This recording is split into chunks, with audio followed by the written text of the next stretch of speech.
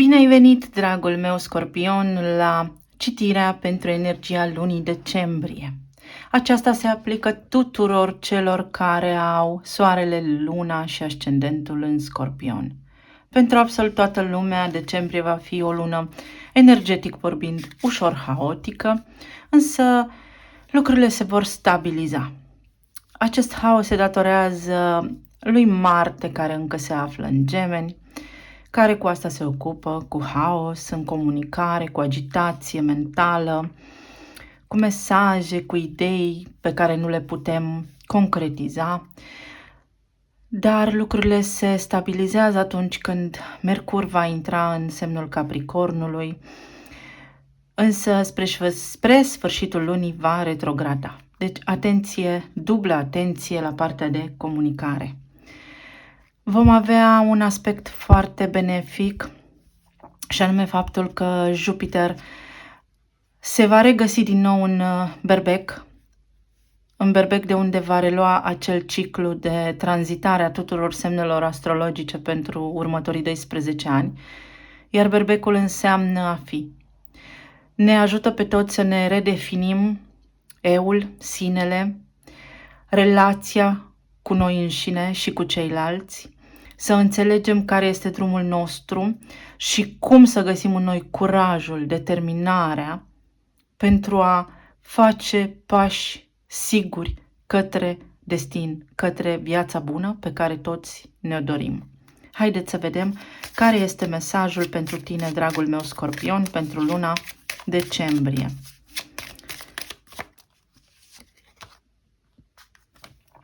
Justiția. Îți dorești ca lucrurile să intre în normal, să reintre în normal, îți dorești ceva de preț, un lucru, un mesaj sau ceva anume care crezi că este bine meritat.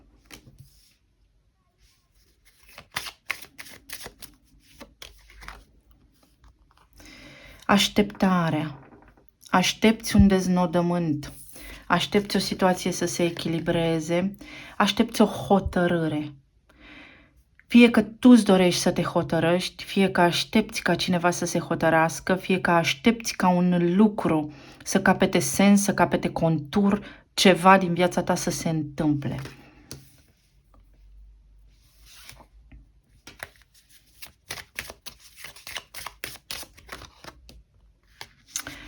Avem aici cartea Hoțul.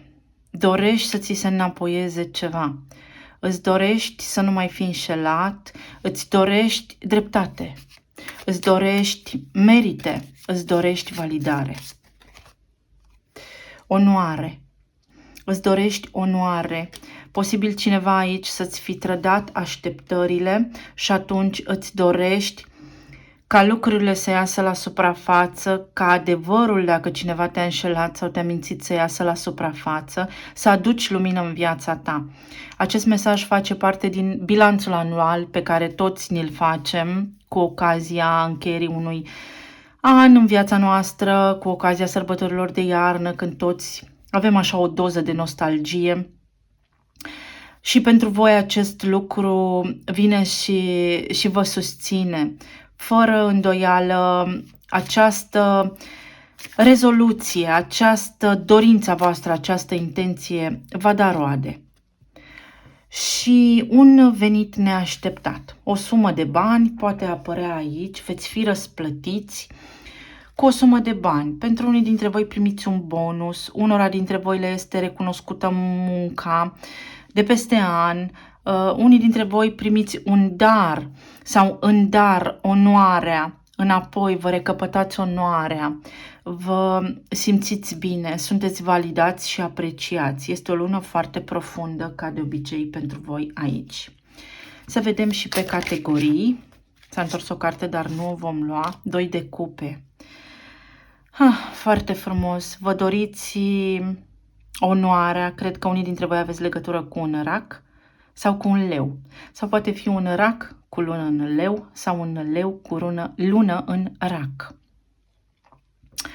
Sau voi sunteți o energie de apă, pentru că sunteți Scorpion și aveți legături aici cu cineva din zodia Leu sau semne de foc. S-a întors, dar nu o voi lua, o voi băga la loc în pachet. Iubirea. Deci mesajul acesta este despre iubire. Vă doriți iubirea și doriți ca cineva să recunoască cu ce a greșit față de voi, aveți așteptarea aceasta, o proiectați în viitor, o lansați în univers și meritele voastre vor fi recunoscute neașteptat. La relație avem 3 de cupe,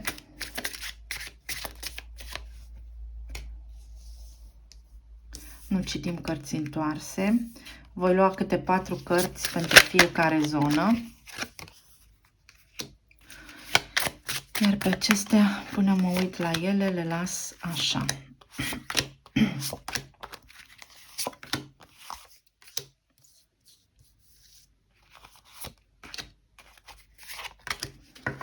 Bun, am luat câte 4 cărți, pentru că avem 4 săptămâni și câte o carte pentru energia fiecarei săptămâni. Prima săptămână din luna decembrie, dragul meu Scorpion, te găsește cumva bucuros.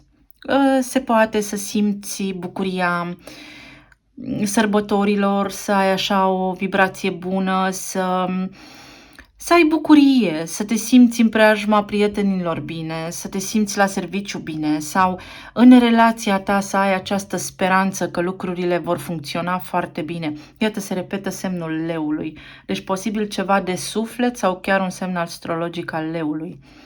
A doua săptămână din luna decembrie vine pentru voi cu împlinire și cu succes. Acest succes se datorează, să știți, în primul rând vouă și în al doilea rând faptului că veți căuta compania sau veți atrage compania unor oameni pe măsură, unor oameni cu valoare, unor oameni care au pentru voi respect. A treia săptămână vă găsește în energia damei de bâte, care vorbește despre determinare. Sunteți determinați, sunteți încrezători, spiritul vostru, starea voastră de spirit este sus. E o lună de bucurie pentru voi aici în relație. Și ultima săptămână vă găsește cu turnul, o lună în care voi veți accepta o schimbare, în care veți avea parte de un soi de finalitate benefică. Dacă sunteți persoane singure, atunci cineva neașteptat apare în viața voastră. Dacă sunteți dacă vă regăsiți într-o relație stabilă, atunci lucrurile vor merge bine și spre sfârșitul lunii așa vei avea curaj să spui omului de lângă tine despre dorințele tale interioare, despre ceea ce îți dorești să faci și vei primi sprijin.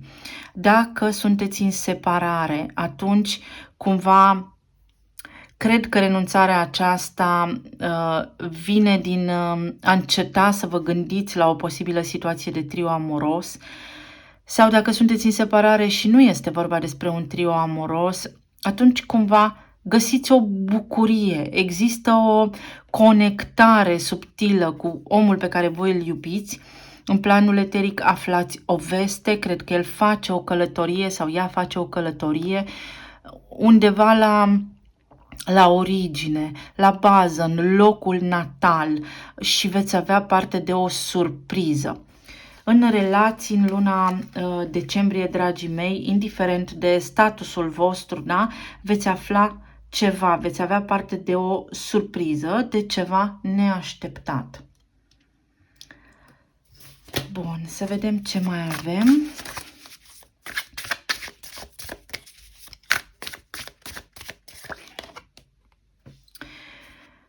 Marea Preoteasă vorbește într-adevăr despre aflarea unor secrete sau vorbește despre o realizare, o conștientizare puternică pe care voi o veți avea în zona relațiilor voastre. Veți avea așa un fel de trezire la realitate și veți ști ce aveți de făcut. Ceva ce vă înalță, ceva ce vă oferă validare, onoare și recunoaștere. Și le aveam două pentru că mi-au căzut din pachet. Aveți regina de cupe și 2 de bâte. veți avea un soi de realizare care vă va face extraordinar de mult bine și veți avea curajul de care aveți nevoie pentru a face un nou pas înainte către persoana pe care o iubiți sau către ceva anume ce iubiți voi. În calea voastră vine dragostea cu mâna întinsă și va aduce soarele, iată. Iar soarele este deja aici pe masă pentru voi. Ce mesaje mai avem aici în dragoste pentru voi, legate de relație?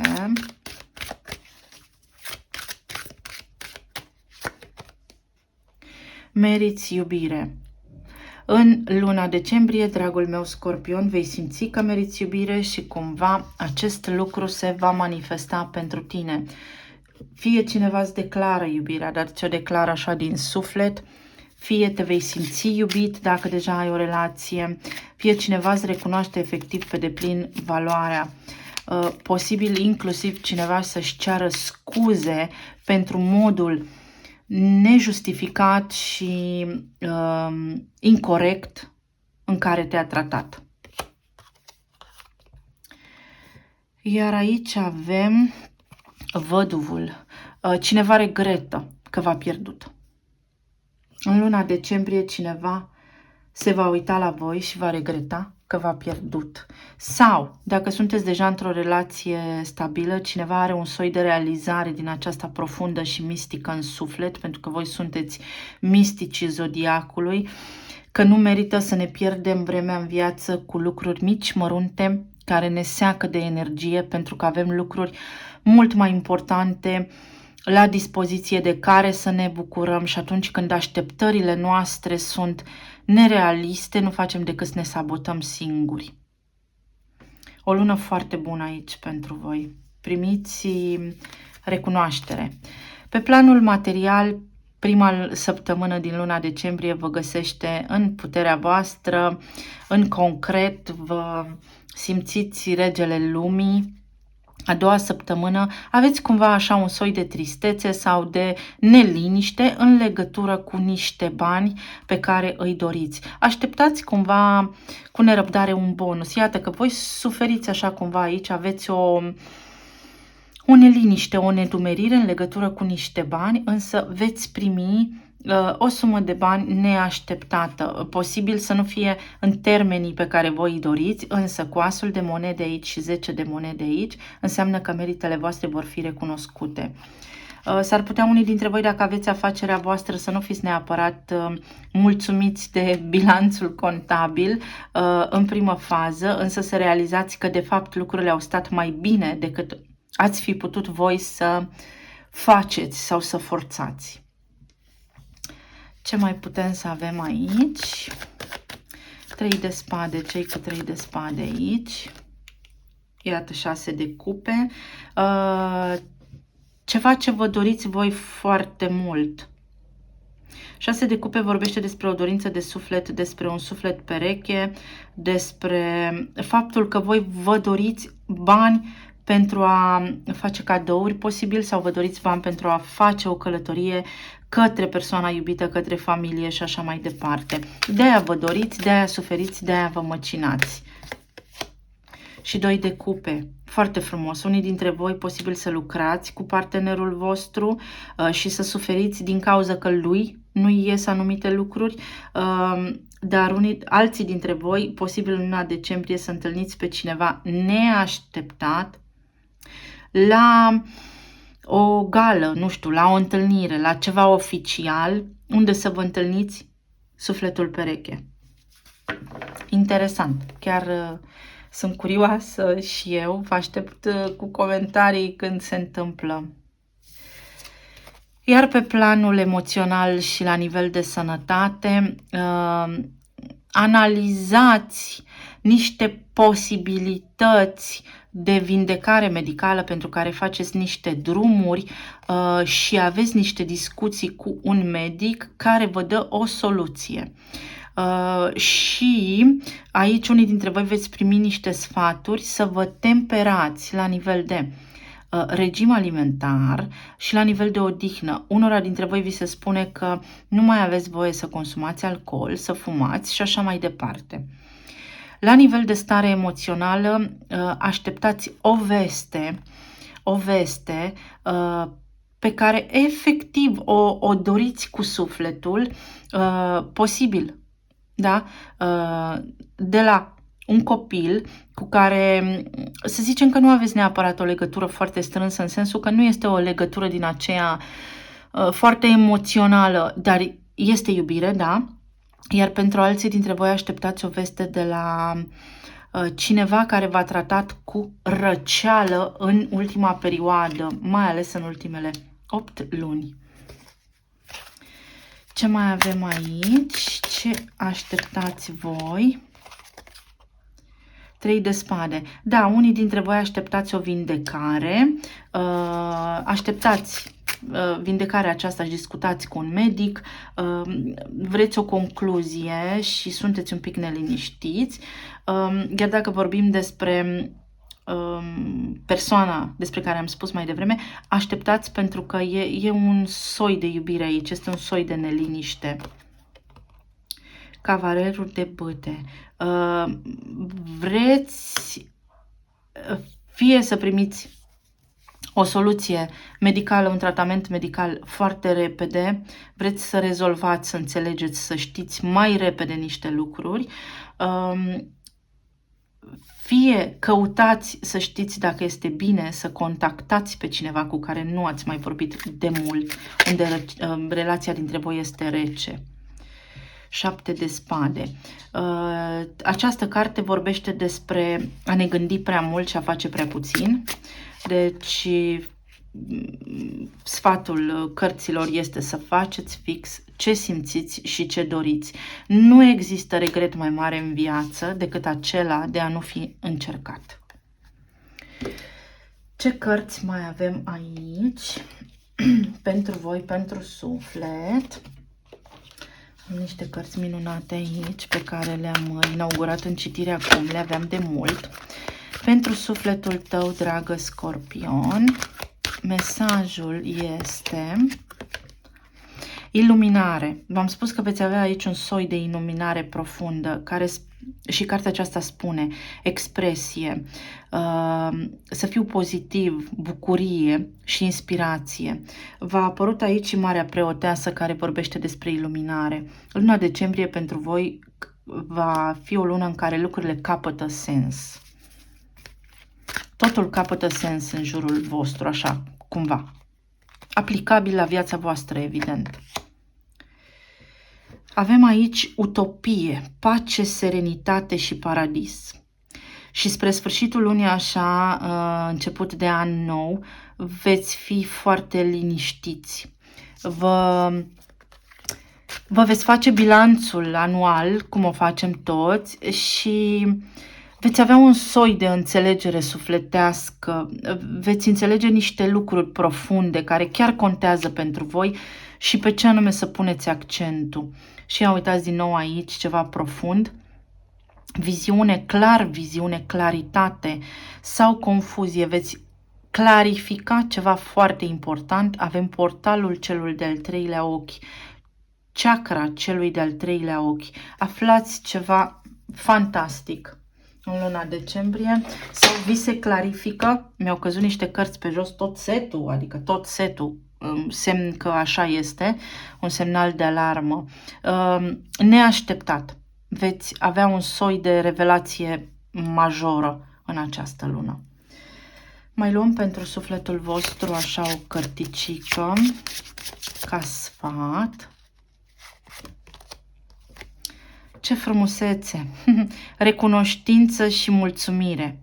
V-am spus, vă găsește anul nou mulțumiți și recunoscători pentru absolut toate lucrurile bune pe care le aveți. Vă transformați, faceți un salt în conștiință miraculos. Veți deveni și mai înțelepți și mai puternici. Voi sunteți printre cei mai puternici oameni pe care eu îi cunosc. Ca semne astrologice, dragii mei, avem la zona de relație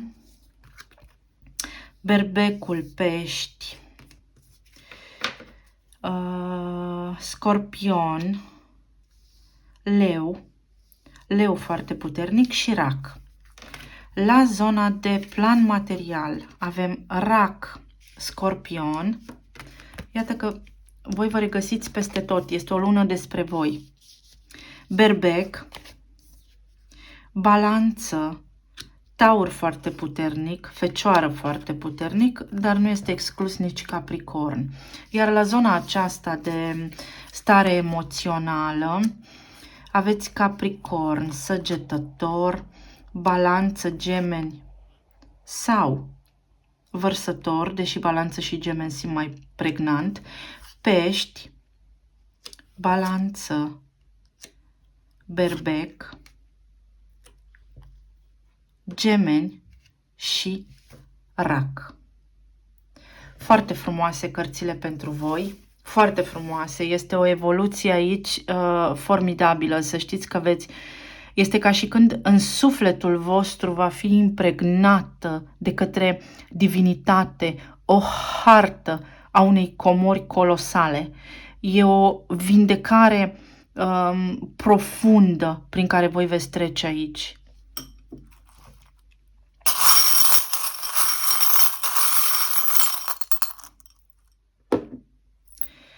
La talismane avem ceva micuț a picat. Ia uitați, un mesaj, o scrisoare. O scrisoare. Voi așteptați un ordin, unii dintre voi un ordin judecătoresc, un apel probabil pe care l-ați făcut, o instanță, o chestie de genul acesta care va fi favorabil. Sau pur și simplu un mesaj de binevenit, cineva vă întâmpină, cineva va întâmpina, cineva de la depărtare. Faceți o călătorie, unii dintre voi plecați în străinătate sau vă hotărâți să experimentați viața la un alt nivel. Avem aici semnul Capricornului sau vă hotărâți să vă luați viața în mâini singuri, o vrabie, un porumbel. Porumbelul este un semn divin, să știți, și aveți o inimă, o iubire. Plecați într-o călătorie cu iubirea voastră, unii dintre voi, sau să vă găsiți iubirea, sau faceți o călătorie care are legătură cu iubitul, iubita, cu cineva pe care îi iubiți și vă hotărâți că în sfârșit este timpul să lăsați în urmă, posibil unii dintre voi, durerea, sau este timpul ca în sfârșit să depunem armele și să intrăm în armonie. Cine știe? Și mai am o carte aici, bonus pentru voi, pentru că îmi sunteți dragi. Și încă un mesaj pentru Scorpion pentru decembrie. Furtună. Și avem aici o coroană, vedeți? Și aici aveți cel de-al treilea ochi. Adică veți primi o claritate din momentul în care această strânsoare, prinsoare din capul vostru, da? Deci când ridicați coroana aceasta, devine totul liber și spune: fiecare uragan vine, se sfârșește, ajunge la un sfârșit. Voi treceți peste ceva major din viața voastră care v-a produs durere și ajungeți într-un punct vindecător formidabil. Avem ca numere 44, care înseamnă stabilitate, lecții multe învățate, experiență de viață formidabilă, renaștere. Ca date importante avem 23, 28, 24, 25, 27, 9, 12, 7 și 13. Eu vă mulțumesc tare mult pentru că mi-ați fost alături. Vă îmbrățișez pe toți, să fiți bine, să aveți sărbători frumoase și magice alături de cine vă doriți voi, pline de armonie și de bucurie. Să fiți bine și să ne auzim sănătoși. Sărbători fericite vă doresc. Pa, pa!